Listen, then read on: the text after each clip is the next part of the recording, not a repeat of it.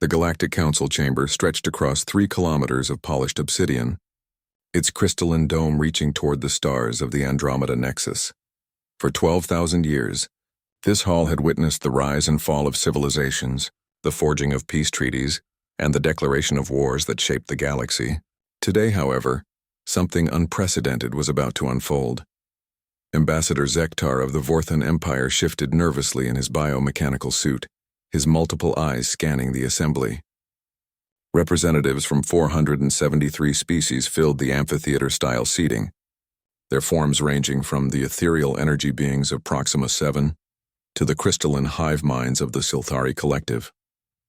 Each delegate wore the traditional crimson sash that marked them as speakers for their civilizations. The tension in the chamber was palpable.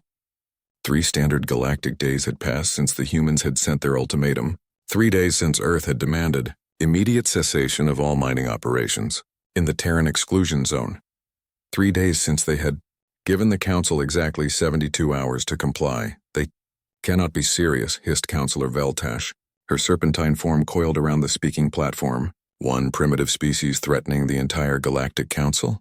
Their technology barely qualifies them for Class 3 civilization status. Murmurs of agreement rippled through the assembly. The humans had been discovered only 2 centuries ago, emerging from their small blue planet with chemical rockets and nuclear weapons. Primitive by galactic standards, yet somehow they had managed to colonize their entire solar system within 50 years of first contact. Supreme Chancellor Morvac, a towering being of living metal from the core worlds, raised his hand for silence. His voice resonated through the chamber like the grinding of continental plates.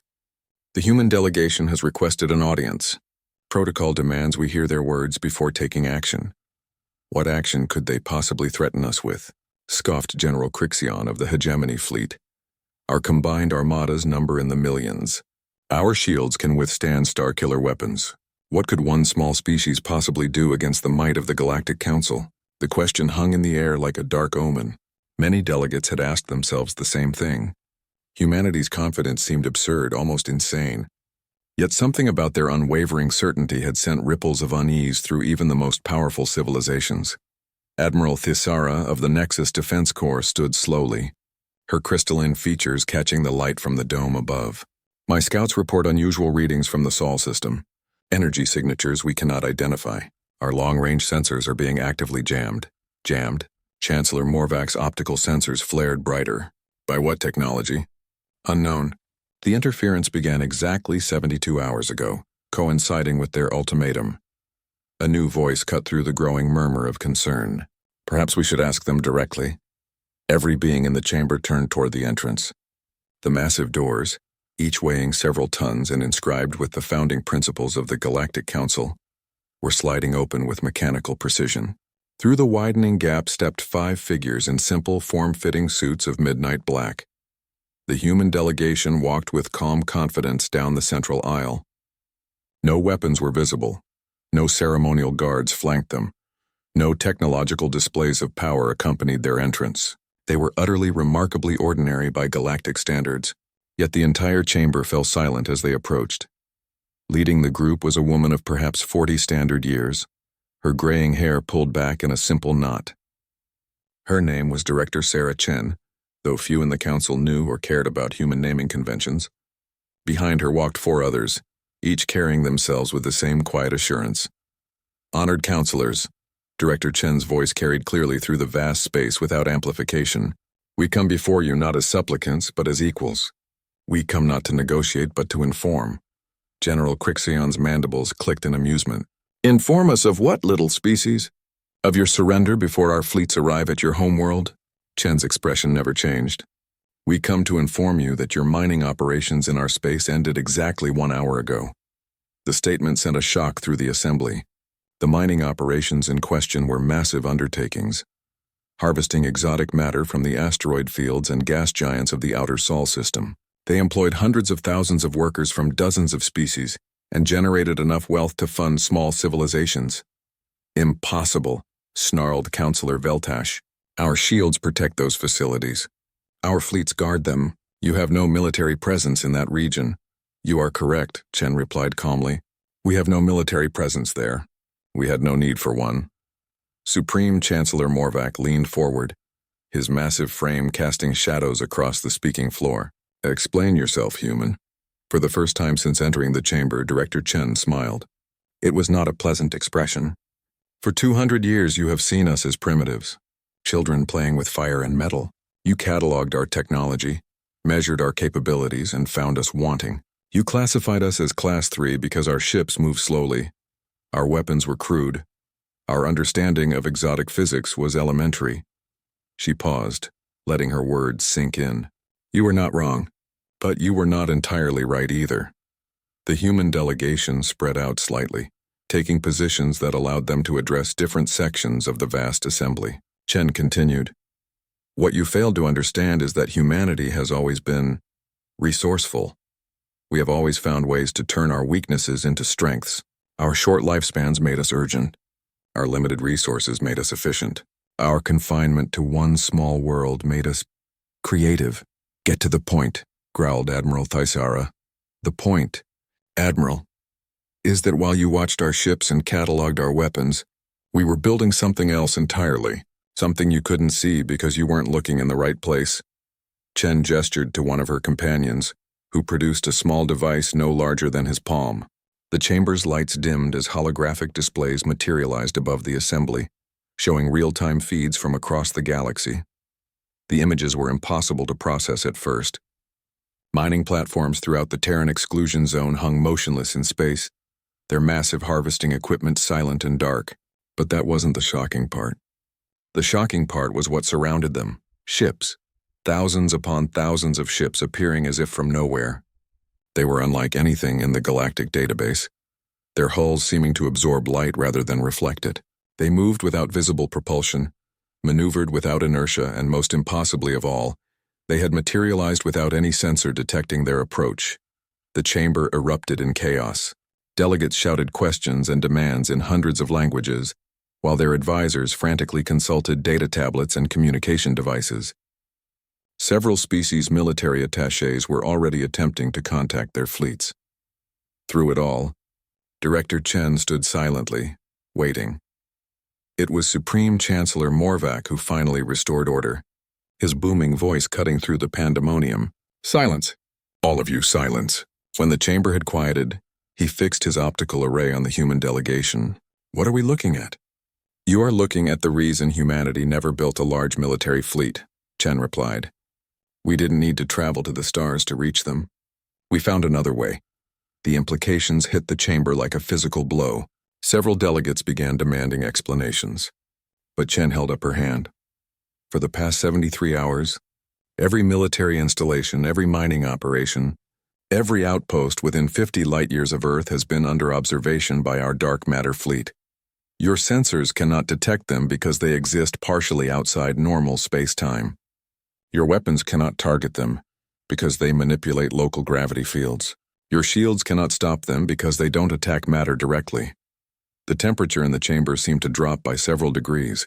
We are not here to threaten you, Chen continued, her voice carrying an undertone of steel. We are here to inform you that the age of treating humanity as subjects rather than equals has ended. Today. The silence that followed Director Chen's declaration stretched for what felt like an eternity. In the vast chamber, 473 civilizations grappled with the sudden shift in galactic power dynamics. The holographic displays continued showing impossible scenes of human vessels surrounding Council assets, their dark hulls seeming to drink in the light of distant stars. General Crixion was the first to recover, his warrior instincts overriding his shock. This is a trick, some form of advanced holographic deception. Our deep space sensors would have detected any fleet movement months ago. Your sensors detect matter and energy moving through normal space, replied Dr. Marcus Webb, one of the human delegates. His weathered face bore the marks of decades spent in research facilities hidden beneath Earth's surface.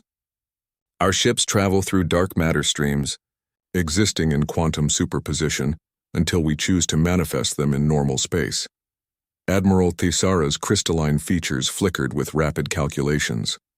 Dark matter manipulation requires technology beyond anything we've achieved. The energy requirements alone would drain the output of a dozen stars. You're thinking in terms of traditional physics, Dr. Webb continued. We learned long ago that the universe has layers. What you call dark matter, we call the foundation layer. It requires no energy to manipulate because it doesn't interact with normal matter through conventional forces. It responds to conscious observation, to directed intention backed by the right quantum frequencies. The explanation sent ripples of unease through the assembly. Several species prided themselves on their mastery of exotic physics, yet none had heard of such technology.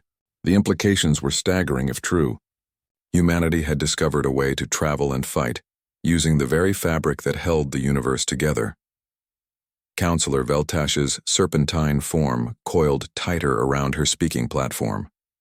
Even if such technology exists, you could not have developed it in mere centuries. Our civilizations have spent millennia advancing beyond your current level. Director Chen's expression remained unchanged. You spent millennia advancing along paths you already understood.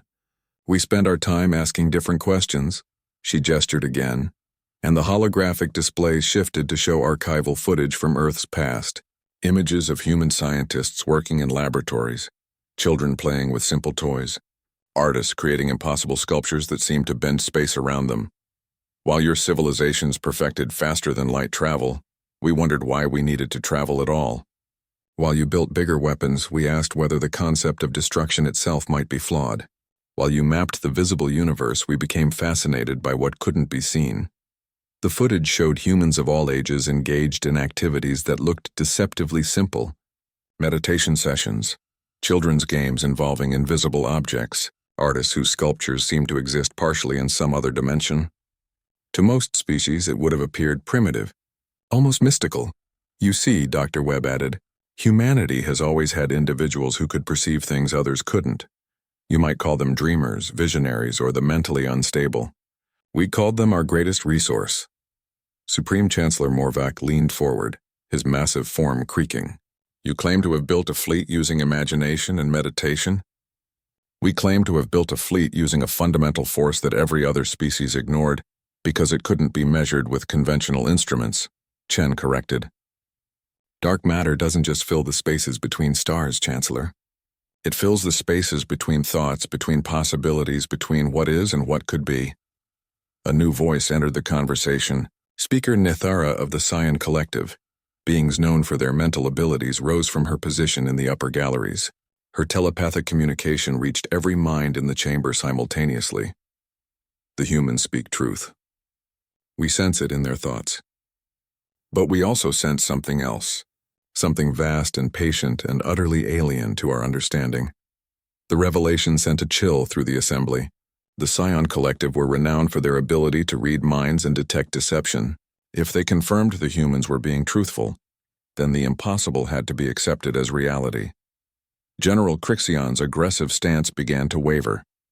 Even granting the existence of such technology, surely our combined fleets outnumber whatever force you could have assembled. The galaxy contains billions of warships. Quite correct, Chen acknowledged. But you're thinking in terms of traditional naval engagement. Our dark matter fleet doesn't fight the way you understand fighting. The holographic displays changed again, showing tactical simulations that made several military advisors gasp in horror.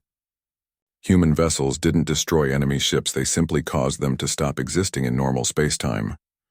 Weapons passed through them harmlessly, while they remained fully capable of affecting the physical universe around them. Your shields protect against energy and matter, explained Captain Torres, another member of the human delegation. They cannot protect against selective gravitational manipulation. We don't destroy your ships, we simply relocate them to positions where they cannot affect our operations. Relocated where? Demanded Admiral Thisara. In two parallel quantum states where they continue to exist but cannot interact with our reality, Torres replied matter-of-factly. They remain perfectly safe with full life support and communications. They simply become irrelevant to any conflict. The strategic implications were overwhelming. Traditional space warfare assumed that fleets could engage each other, that superior numbers and technology would determine victory. The humans had apparently developed a way to make such calculations meaningless. Ambassador Zektar finally found his voice. What do you want from us? The question hung in the air like a blade. Every being in the chamber leaned forward, waiting for humanity's demands. Would they seek tribute? Territory? Subjugation of their former superiors? Director Chen's answer was perhaps the most unsettling response possible. We want nothing from you that you haven't already freely given to other species. We want recognition as equals, not subjects. We want our territorial boundaries respected, not violated for economic convenience. We want the same voice in galactic affairs that you grant to civilizations with equivalent capabilities. That's all? General Crixion couldn't hide his suspicion. That's everything, Chen replied firmly. Humanity has no interest in conquest or domination. We never wanted to rule the galaxy, General. We just wanted to be allowed to exist in it without asking permission. The simplicity of the demand was almost more shocking than the demonstration of power. Throughout galactic history, species that achieved military supremacy had used it to expand their territories and influence. The humans seemed genuinely content with basic recognition and respect. Councillor Veltash's voice carried a note of calculation. And if the Council grants these requests, then our fleets return to their patrol routes around human space, and galactic commerce continues as before, Chen answered. We have no desire to disrupt the peace and prosperity that the Council has maintained for millennia. And if we refuse? Challenged Admiral Thisara. The temperature in the chamber seemed to drop another few degrees. Director Chen's expression never changed, but something in her eyes suggested depths of resolve that had been forged in the crucible of humanity's long struggle to reach the stars. Then every species in this chamber learns what it means to have their territorial boundaries treated as mere suggestions, she said quietly. Every civilization discovers what it feels like to have their sovereignty ignored for someone else's economic convenience.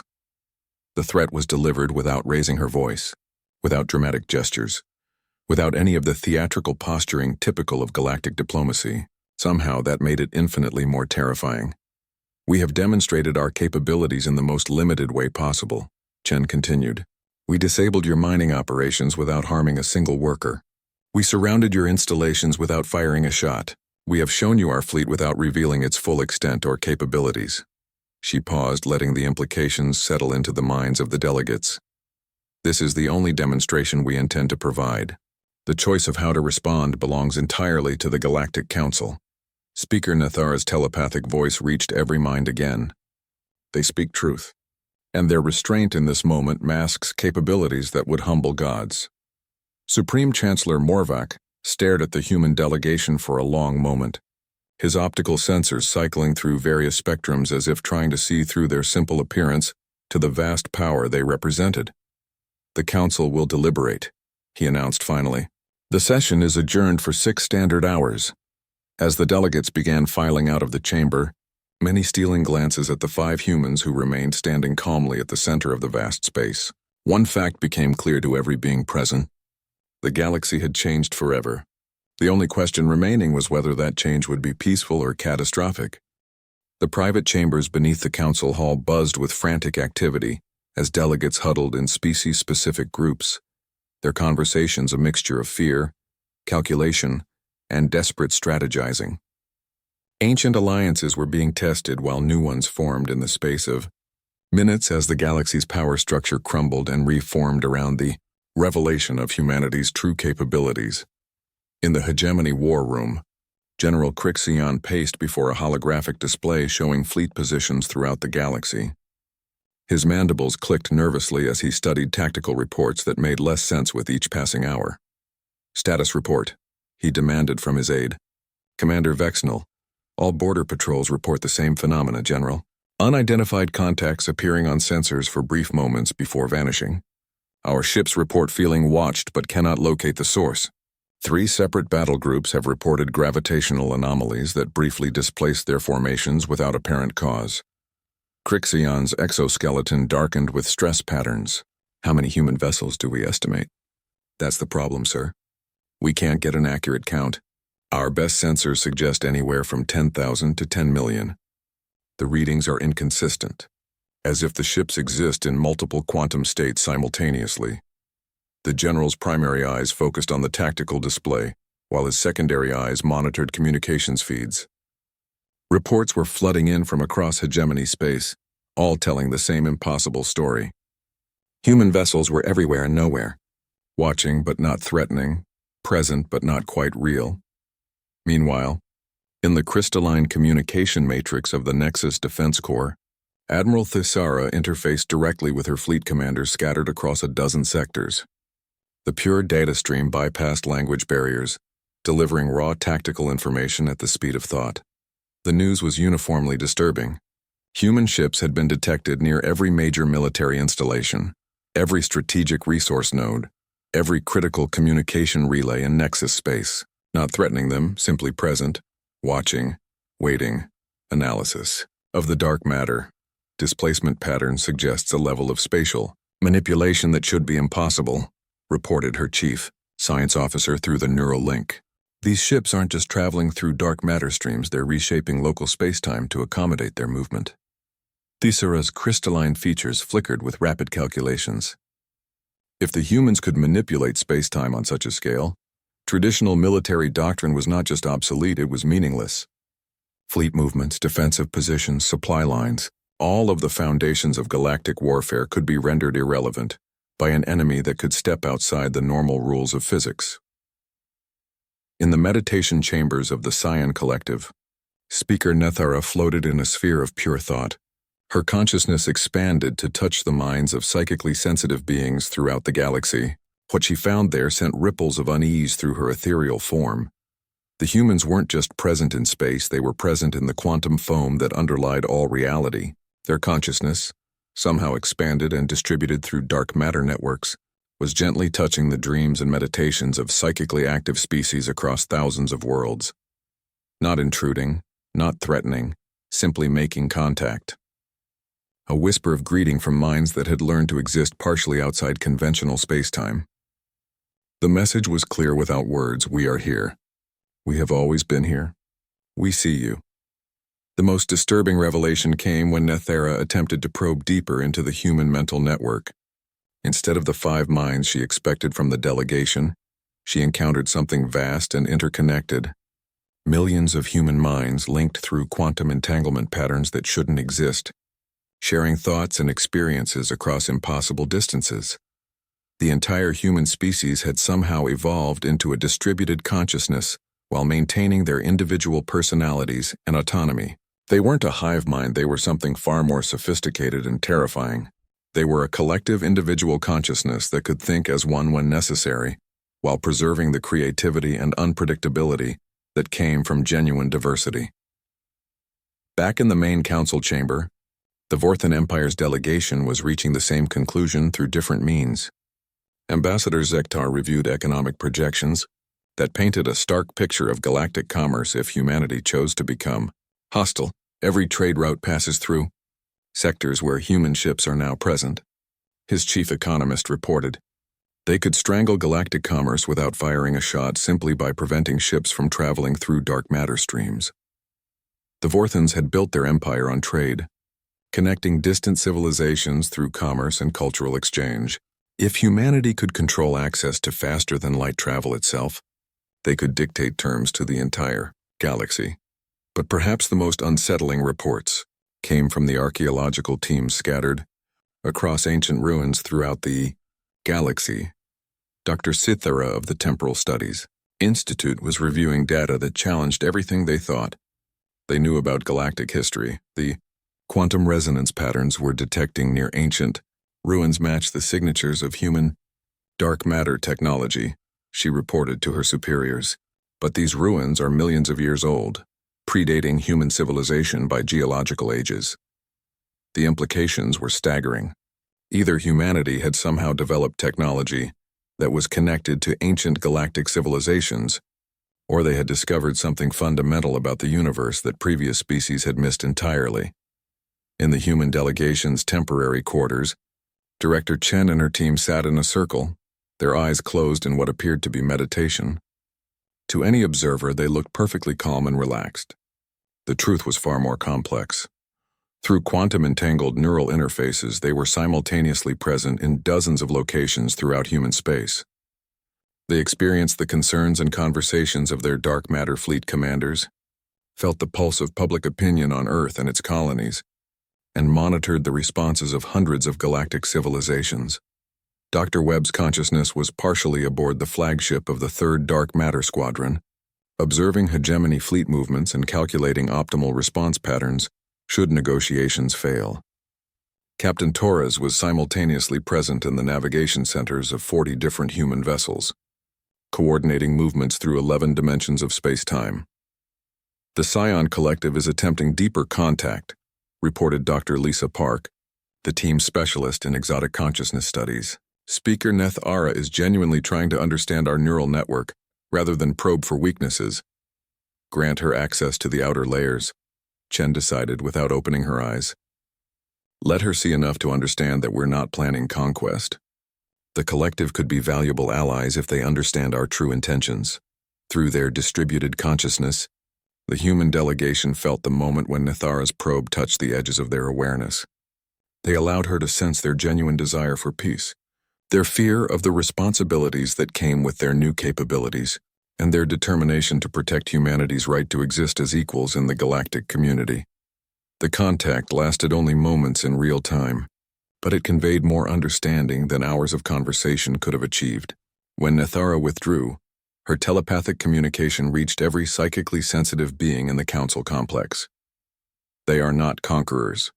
They are gardeners who have learned to tend reality itself. They seek only to ensure their garden is not trampled by others.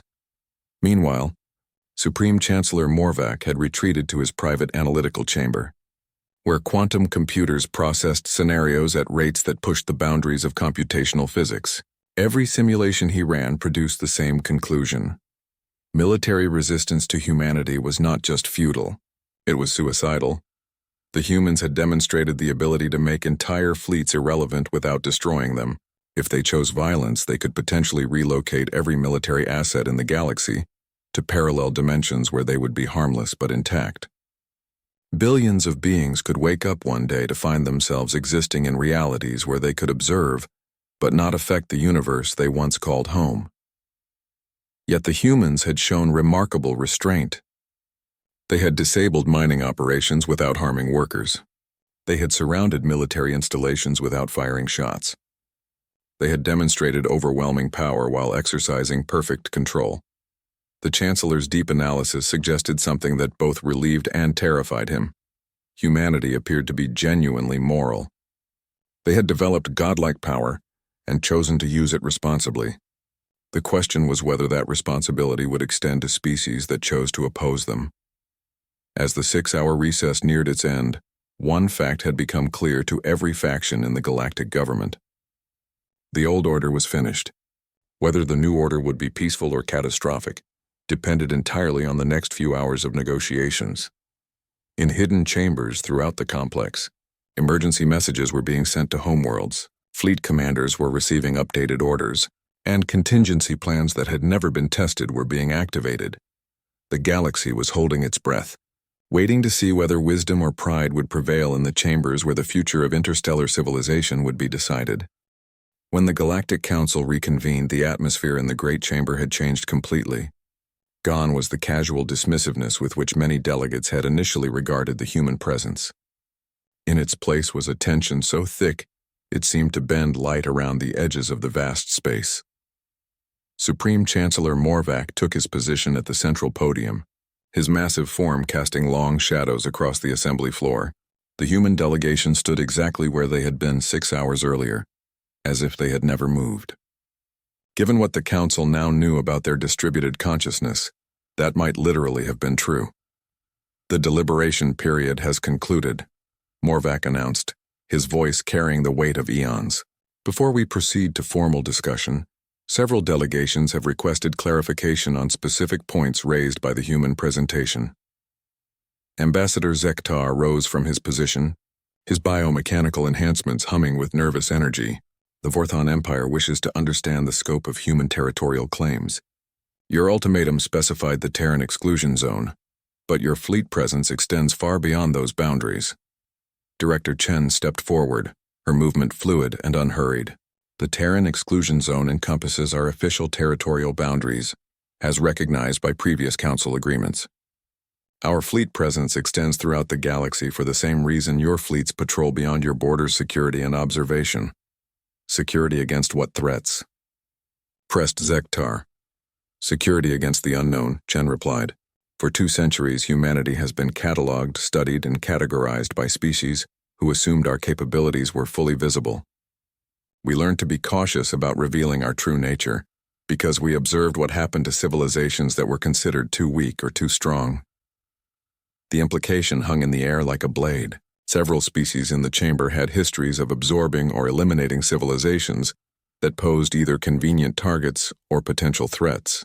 The humans had apparently been watching and learning from these examples. General Crixion's voice cut through the silence. The hegemony requires clarification on the scope of your dark matter manipulation capabilities. Can you affect our homeworlds directly? The question sent a visible shudder through the assembly. If humans could manipulate reality on inhabited planets, they possessed power that went beyond military supremacy into the realm of species survival. Dr. Webb answered this time, his weathered features grave. We can affect any location where dark matter is present, which is to say, everywhere in the universe. However, we can also choose not to. Power without restraint is not power, it's chaos. That's not an answer, Crixion pressed. Can you or can you not directly threaten our population centers? We can restructure local spacetime around any planetary body, yes, Webb confirmed. We could theoretically relocate an entire star system to a parallel dimensional state. We could alter local gravitational constants. We could manipulate the quantum fields that hold matter together. The admission sent shockwaves through the chamber. Several delegates began shouting questions or demands, but Webb continued speaking, his voice somehow cutting through the chaos.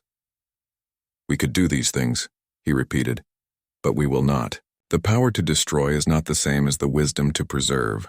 Humanity learned long ago that the greatest strength lies in knowing when not to use the weapons you possess.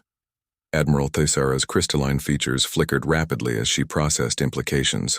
Your restraint is admirable, but how can we be certain it will continue? What happens when humanity faces existential threats? What happens when future generations inherit this power? Captain Torres stepped forward to address this concern. Every human child learns dark matter theory before they learn basic mathematics. Every student understands the responsibility that comes with these capabilities before they're allowed to develop them. We don't just teach the science, we teach the ethics and philosophy that must guide its use. And if those ethics change, challenged Counselor Veltash, if humanity decides that other species are obstacles to your expansion, then you will face the same choice every species faces when dealing with neighbors who possess superior force, Chen replied bluntly. You will either find ways to coexist peacefully, or you will discover the consequences of making coexistence impossible. The honest brutality of the answer was somehow more reassuring than diplomatic platitudes would have been. Several delegates exchanged glances that suggested they were beginning to understand that humanity's restraint was a choice, not a limitation. Speaker Nethar arose from her position in the upper galleries, her telepathic voice reaching every mind simultaneously. The humans have allowed me to observe the edges of their collective consciousness. What I found there challenges our understanding of individual versus collective identity. The revelation drew intense attention from species that prided themselves on mental evolution. The Scion Collective was widely regarded as the most advanced civilization in terms of consciousness development. They are not a hive mind, Nethara continued. They are something unprecedented.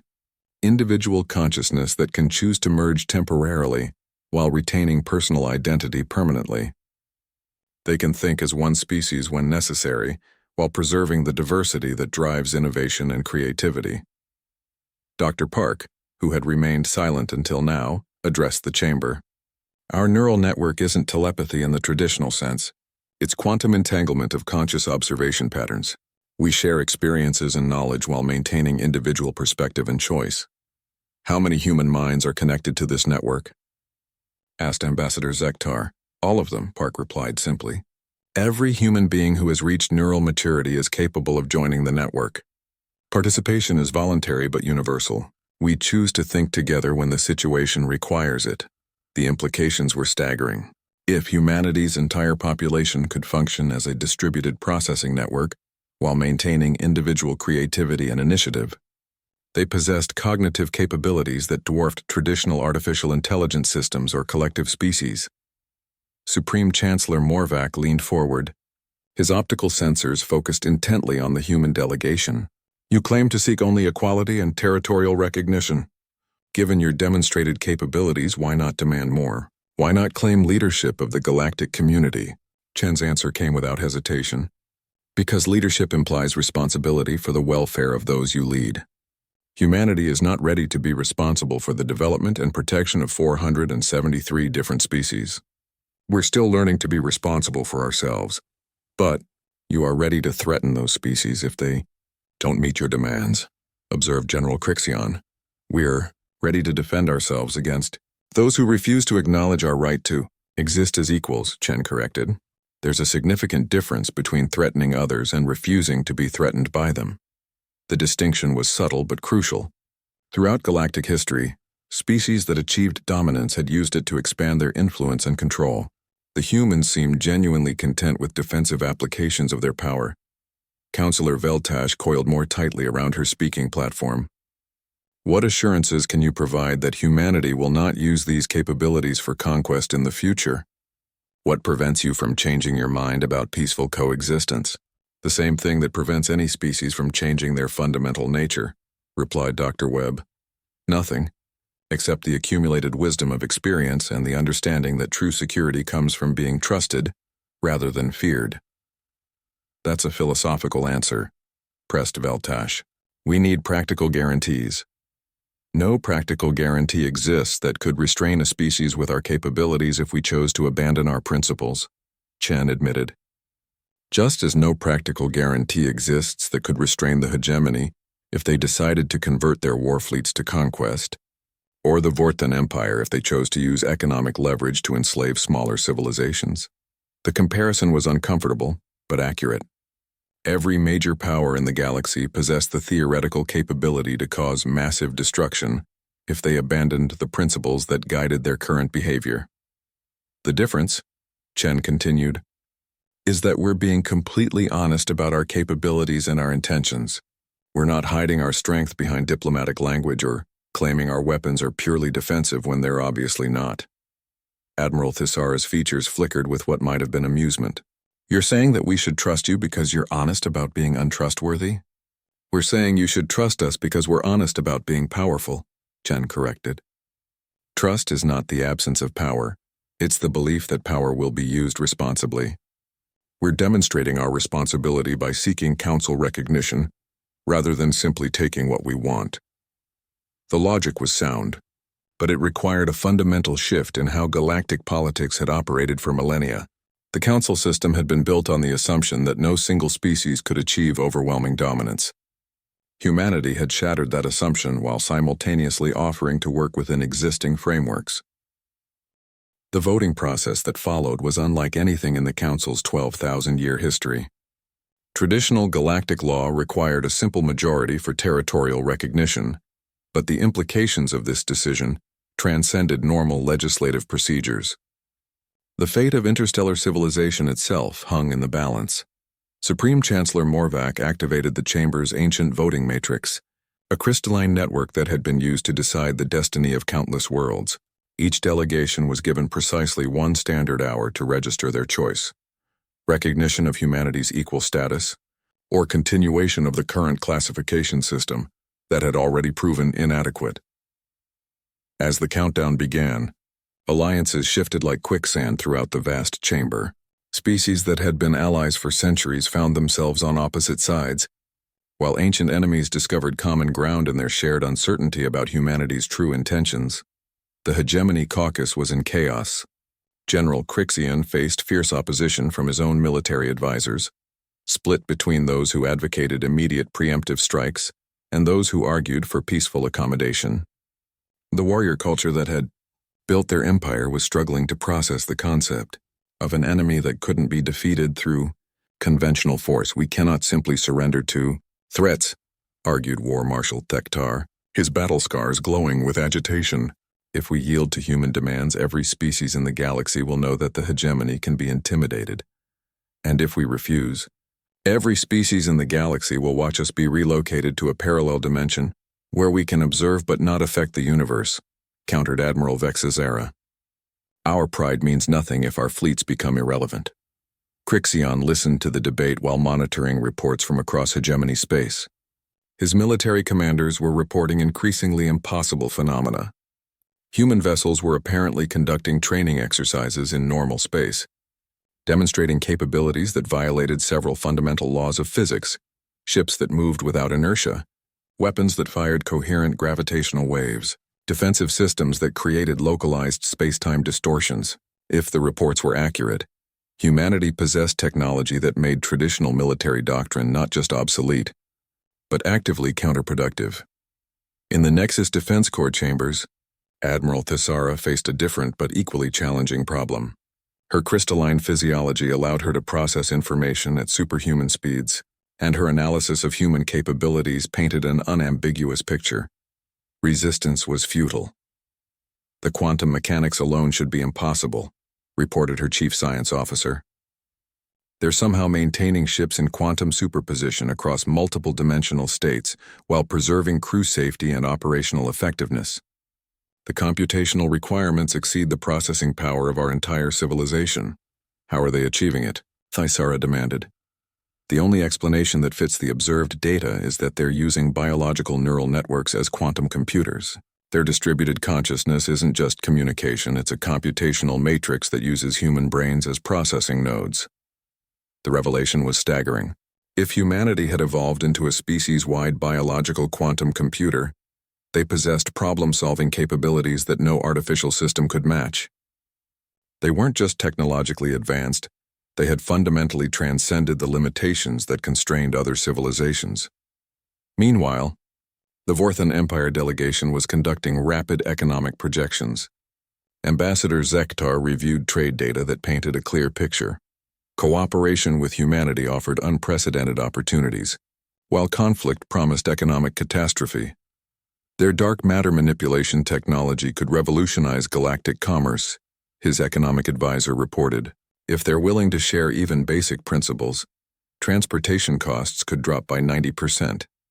Communication across galactic distances could become instantaneous. And if they're not willing to share, Zektar asked, then they could strangle interstellar trade by controlling access to faster-than-light travel itself. Every cargo ship, every passenger vessel, every military patrol relies on dark matter interactions for FTL capability. If humans can manipulate those interactions, they control the economic lifeline of our civilization. The stakes were becoming clear. Humanity wasn't just offering military non-aggression. They were potentially offering access to technology that could transform galactic civilization, but they were also capable of destroying that same civilization without firing a shot. In the meditation chambers of the Scion Collective, Speaker Nethara was reaching conclusions that transcended political or economic considerations. Her deep contact with the Human Consciousness Network had revealed something that challenged fundamental assumptions about the nature of intelligent life. They are not just another species, she communicated to her fellow collective members. They are evolution in action. They represent what intelligence becomes when it learns to transcend individual limitations while preserving individual identity. The implications resonated through the psychic network of the collective. If humanity represented a new stage of consciousness evolution, then opposing them wasn't just militarily futile, it was developmentally regressive. We have spent millennia developing mental abilities that allow limited telepathic contact, Nethara continued. They have developed mental abilities that allow unlimited quantum consciousness while maintaining personal autonomy. They are what we might become if we continue evolving for another 1,000,000 years. The observation sent ripples of awe and terror through psychically sensitive species throughout the chamber. The humans weren't just more powerful, they were more evolved in ways that most civilizations couldn't even comprehend. As the voting hour neared its end, surprising alliances began to emerge. The scientific consortium, led by species that prized knowledge above all other considerations, voted unanimously for recognition. The potential for learning from human dark matter technology outweighed any concerns about political dominance. Several military powers, including factions within the hegemony itself, chose recognition based on purely practical assessments. Fighting an unwinnable war served no purpose except to demonstrate the futility of pride when faced with overwhelming force. Economic powers like the Vorthan Empire saw opportunity where others saw threat. If humanity was willing to engage in peaceful trade relationships, their technology could benefit every civilization in the galaxy. But not all delegates were swayed by practical considerations. A coalition of traditionalist species led by the Eternal Dominion argued that granting recognition to humanity would fundamentally alter the balance of galactic civilization. For 12,000 years, the Council has maintained stability through careful balance of power, declared High Regent Morden of the Dominion. No single species has been allowed to achieve the kind of dominance that humanity now claims. If we yield to their demands, we establish a precedent that could destroy the foundation of interstellar law. His words resonated with species that had built their identities around the current order. They had invested centuries in achieving their current positions within the galactic hierarchy. Acknowledging human supremacy meant accepting that their accumulated power and influence were suddenly irrelevant. The counter-argument came from an unexpected source. Elder Zixthera of the Ancient Assembly, representing civilizations that predated the current council by millennia, rose slowly from her position in the highest gallery. The honored regent speaks of tradition and stability. Her ancient voice carried clearly through the vast space. But tradition that cannot adapt to changing circumstances becomes not strength, but weakness. The universe evolves, and intelligence must evolve with it. Her words carried weight that transcended political considerations. The Ancient Assembly had witnessed the rise and fall of countless galactic orders. If they endorsed change, their wisdom deserved serious consideration. The humans offer us a choice, Zixthera continued. We can recognize their capabilities and work with them as equals, or we can deny reality and force them to demonstrate their power more conclusively. History teaches us that species which refuse to adapt to new realities do not survive to learn from their mistakes. As the final minutes of the voting period elapsed, the chamber's energy reached fever pitch. Delegates cast their votes while making frantic calculations about the consequences of their choices. Alliance structures that had endured for centuries were dissolving and reforming in real time.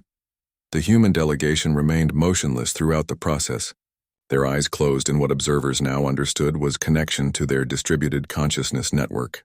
They were simultaneously present in the council chamber and monitoring the reactions of their dark matter fleet, ready to respond to whatever decision emerged. When Supreme Chancellor Morvac called for the final vote tally, every being in the chamber held their breath. The future of galactic civilization hung in the balance, waiting to be determined by the aggregate wisdom or folly of 473 different species. The crystalline voting matrix hummed with energy as it processed the final calculations. Numbers began appearing in holographic displays throughout the chamber, each figure representing not just a political decision, but a chi-chi. The holographic displays showed the vote count with crystalline clarity. 307 species in favor of recognition, 166 opposed.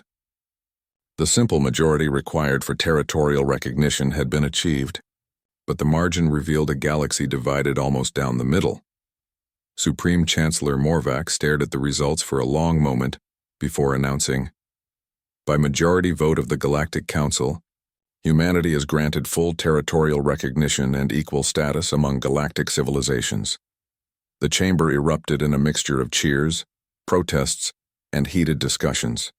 Some delegates celebrated what they saw as a wise acknowledgement of new realities, while others denounced the decision as capitulation to threats. Through it all, the human delegation remained perfectly still, their eyes closed, their consciousness distributed across their quantum network. But before the celebration or condemnation could gain momentum, High Regent Morden of the Eternal Dominion rose from his seat, his ancient form radiating authority accumulated over millennia of galactic politics. The Eternal Dominion formally objects to this decision, his voice cut through the chaos like a blade. We invoke Article 7 of the Galactic Charter, Military Verification Protocol. The announcement sent shockwaves through the Assembly. Article 7 hadn't been invoked in over 2,000 years. It allowed any coalition of species to demand practical demonstration of military capabilities before recognizing territorial claims based on implied force. The silence that followed was deafening. Every being in the chamber understood what Moradin was proposing. A direct military confrontation between the combined fleets of the objecting species and humanity's mysterious dark matter fleet. Supreme Chancellor, Morvac's optical sensors flared with alarm. High Regent, Article 7 requires the support of at least 50 species to invoke. Do you have such support? We do. Mordun replied coldly. 63 civilizations stand with the Eternal Dominion in demanding proof that humanity's claims are more than elaborate deception.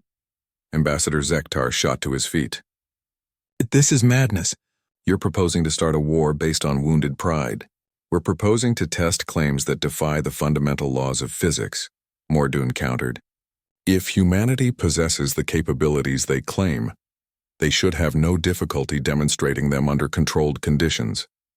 If they do not, the Council deserves to know before granting concessions based on false premises. General Crixion found himself in the unexpected position of supporting peaceful resolution.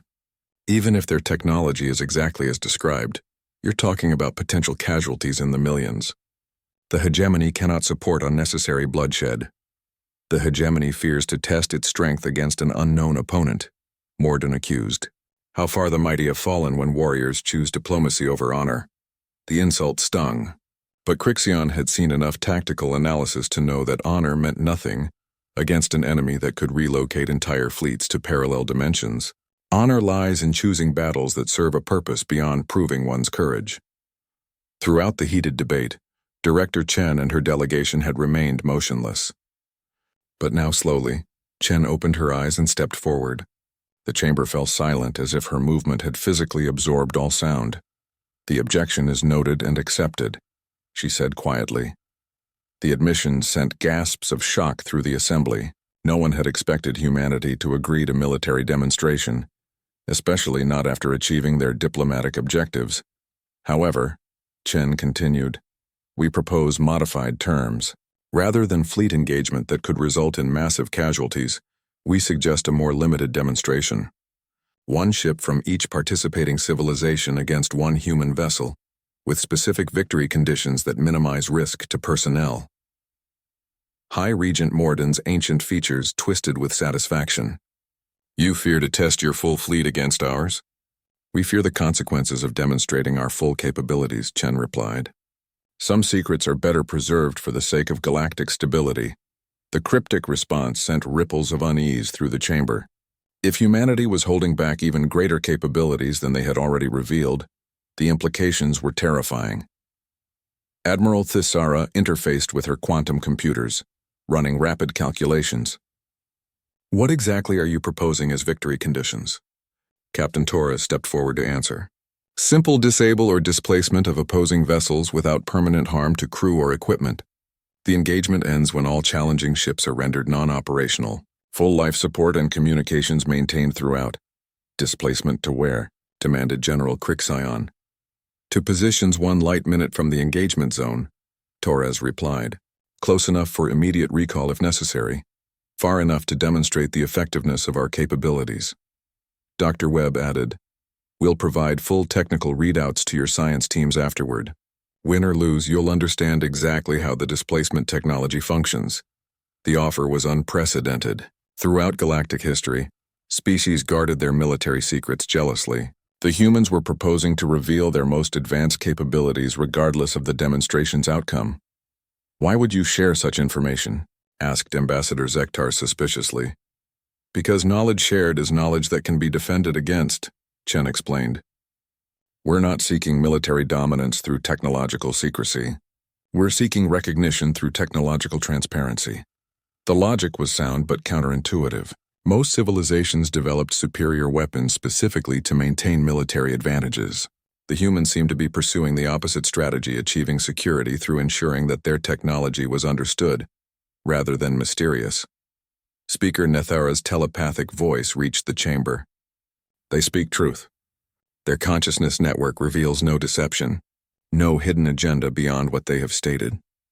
High Regent Mordun considered the modified proposal, his ancient mind weighing options that could determine the fate of his civilization.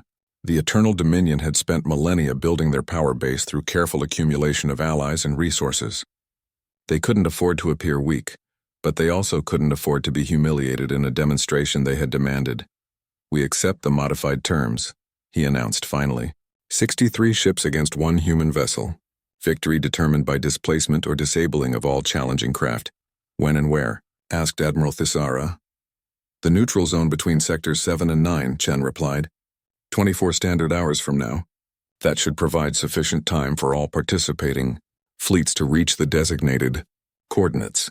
Supreme Chancellor Morvac found himself in the awkward position of overseeing what amounted to a formal duel between civilizations. The Council will provide neutral observation vessels to document the engagement.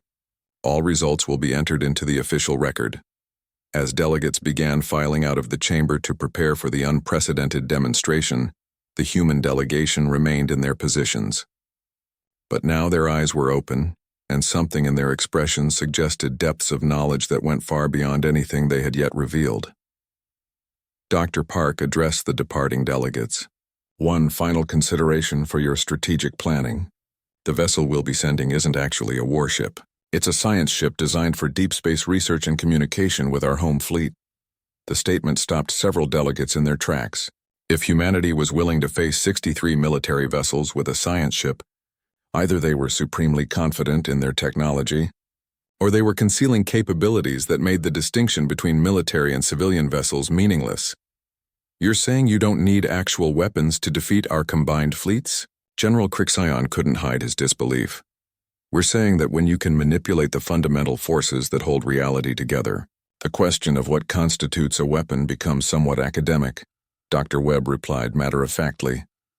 As the chamber emptied, the implications of the coming demonstration began to sink in. In 24 hours, the galaxy would witness either the confirmation of humanity's impossible claims or the exposure of the most elaborate bluff in galactic history. Either way, the universe would never be the same. The Council had made its decision, but the real test was yet to come. In the neutral zone between sectors, the future of galactic civilization would be determined by the outcome of a battle that would redefine the very concept of warfare itself. The human delegation finally moved, walking calmly toward the exit. As they passed the various species clusters still debating the wisdom of what they had just agreed to, Director Chen paused to address the chamber one final time. Tomorrow, you will see why humanity spent 2 centuries learning to be peaceful, before revealing our capability for war. We hope that wisdom will guide your responses to what you witness. With that, the humans departed, leaving behind a galaxy, frantically preparing for a demonstration that could either usher in a new age of cooperation or mark the beginning of a conflict that would reshape the fundamental nature of reality itself. 24 hours later, the neutral zone between Sectors 7 and 9 became the focal point of galactic attention. Observation vessels from every major civilization hung at safe distances, while 63 warships from the challenging coalition arranged themselves in a perfect sphere formation. Their weapons powered and shields at maximum strength. At the center of this martial display hung a single human vessel that defied every convention of military spacecraft design. The ship appeared to be constructed of some dark material that seemed to absorb light rather than reflect it. No weapon emplacements were visible, no shield generators could be detected, and most unsettling of all, the vessel cast no sensor shadow despite clearly existing in normal space. General Crixion commanded the hegemony's contribution to the demonstration from the bridge of his flagship. The inevitable victory. His tactical displays showed power readings that made no sense. The human vessel registered as both massively energetic and completely inert, simultaneously present and absent, real and illusory. Analysis? He demanded from his science officer. Sir, our instruments detect quantum signatures consistent with a vessel existing in superposition across multiple dimensional states. It appears to be simultaneously present in our reality and several parallel quantum frameworks. Is it solid or not? Crixion's mandibles clicked with frustration. Both, sir, and neither. The readings are contradictory but consistent. Admiral Thysaraz's crystalline battleship, Prismatic Edge, occupied a position directly opposite the hegemony vessel, her rapid-fire computations analyzing every aspect of the strange ship before them. Her quantum computers were processing scenarios at maximum capacity, trying to model engagement patterns for an enemy that seemed to exist partially outside normal physics. High Regent Morden commanded the formation from his ancient dreadnought Eternal Dominance, a vessel that had survived conflicts spanning millennia. His tactical doctrine was simple: concentrated firepower applied with overwhelming force. But his target scanners couldn't achieve a stable lock on the human ship, as if it were constantly shifting between possible positions. All ships, came the transmission from Supreme Chancellor Morvac's observation vessel. The demonstration will commence in 60 seconds. Remember, this is not warfare. It is verification. The human ship finally responded to communication requests. Captain Sarah Torres's voice carried clearly across all channels. Challenging vessels, you have fought with honor for your civilizations throughout history. What you are about to witness is not a reflection on your courage or competence. It is simply a demonstration of how evolution changes the rules of engagement. The words carried an undertone of sadness, as if the speaker regretted the necessity of what was about to unfold. 63 ships against 1, growled General Crixion on a private channel to his allies.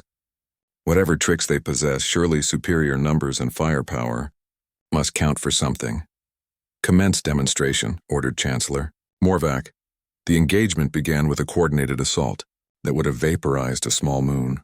Energy beams, kinetic projectiles, exotic matter disruptors, and gravitational lances converged on the human vessel from every possible angle. The combined firepower represented the accumulated military might of civilizations that had conquered star systems and defeated entire species. The weapons passed through their target as if it weren't there. For a moment, the attacking fleet floated in stunned silence, their most powerful armaments having achieved absolutely nothing. Sensor readings confirmed that the human ship remained exactly where it had been, apparently unaffected by weapons that should have reduced it to component atoms. Then reality began to change. The human vessel didn't move, didn't fire weapons, didn't activate any visible defensive systems. Instead, space itself began to shift around the attacking fleet. Local gravitational constants fluctuated in patterns that created selective effects. Some ships found themselves suddenly moving in directions their engines weren't pointing. Others discovered that their weapons were firing backward into their own formations. Several vessels simply began existing in slightly different dimensional phases, where they could observe but not affect the battle unfolding around them. "What's happening to my ship?" Admiral Thesara's voice carried across all channels as her crystalline battleship began experiencing localized time dilation that made her crew's movements appear to slow, while external events accelerated. "Temporal manipulation," reported her science officer, his voice stretched and distorted by the differential time flow. "They're somehow creating localized chronoton fields that..." The explanation was cut off as the prismatic edge simply winked out of normal space-time, appearing a light minute away exactly as Captain Torres had promised. General Crixion watched in horror as his tactical formations dissolved around him. Ships weren't being destroyed, they were being gently but irresistibly relocated to positions where they couldn't affect the engagement. His own vessel began experiencing gravitational anomalies that made navigation impossible, while leaving life support completely unaffected. "All ships, maintain formation," he ordered. But the words were meaningless when formation itself was being redefined by selective manipulation of local space-time. One by one, the challenging vessels found themselves displaced to observation positions around the engagement zone, not damaged, not destroyed, simply made irrelevant through precise application of forces that operated on the fundamental structure of reality itself. High Regent Mordun's ancient dreadnought was among the last to succumb, its archaic but powerful system somehow providing brief resistance to the human ship's reality manipulation. But even the Eternal Dominance eventually found itself gently relocated to a position where its weapons could no longer reach their target. The entire engagement lasted less than 4 minutes. When it was over, 63 of the galaxy's most powerful warships hung helplessly in space around a single human vessel that had never fired a shot, never activated a shield, never taken any action that conventional military doctrine would recognize as combat. Captain Torres's voice reached every ship in the displaced fleet. "All vessels are undamaged and fully operational. Your crews are safe, your equipment is functional, and your pride should remain intact. You fought against an enemy that operates by different rules than the ones you were trained to understand. What did you do to us?" demanded General Crixion, his voice carrying a mixture of rage and awe. "We temporarily relocated you to quantum positions where your mass and energy couldn't interact with our vessel while preserving your ability to observe and communicate," Torres explained patiently. "Think of it as selective existence. You continue to be real, but in a slightly different configuration of reality." The explanation was both illuminating and terrifying. The humans hadn't defeated their enemies through superior firepower or better technology. They had simply changed the rules of engagement at the quantum level, making traditional military force irrelevant. Dr. Webb's voice joined the communication from the human ship. As promised, we're transmitting complete technical specifications for the displacement technology to all observation vessels. Your science teams will need several months to fully understand the principles involved. But the basic theory is actually quite elegant. Supreme Chancellor Morvac's observation vessel received data streams that would revolutionize galactic understanding of physics. The information was staggering in its implications. The humans hadn't just developed new weapons, they had learned to manipulate the fundamental forces that created reality itself. Speaker Neth Ara's telepathic voice reached every mind in the engagement zone. They could have done far worse. What you witnessed was restraint in its purest form. They could have relocated your ships to dimensions where you would be permanently isolated from this reality.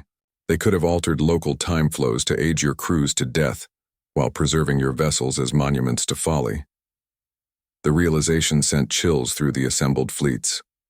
The humans had demonstrated not just overwhelming power, but perfect control over that power. They had the capability to destroy, but they chose instead to preserve. High Regent Mordun's voice carried across all channels, heavy with the weight of acknowledgement. The Eternal Dominion withdraws all objections to humanity's territorial claims. We concede the point. One by one, the other challenging civilizations transmitted similar messages. The demonstration had achieved exactly what the humans had intended. Absolute proof of their capabilities combined with absolute proof of their restraint. As the displaced vessels were gently returned to normal space-time, each crew found their ships exactly as they had been before the engagement. No damage, no missing equipment, no harm to personnel. The humans had proved their point without causing a single casualty. Director Chen's voice reached the fleet from the observation area, where the human delegation had watched the proceedings alongside council representatives. The demonstration is concluded. All territorial disputes are resolved. All questions of capability have been answered. We hope that this marks the beginning of a new era of cooperation, rather than the end of an old era of ignorance.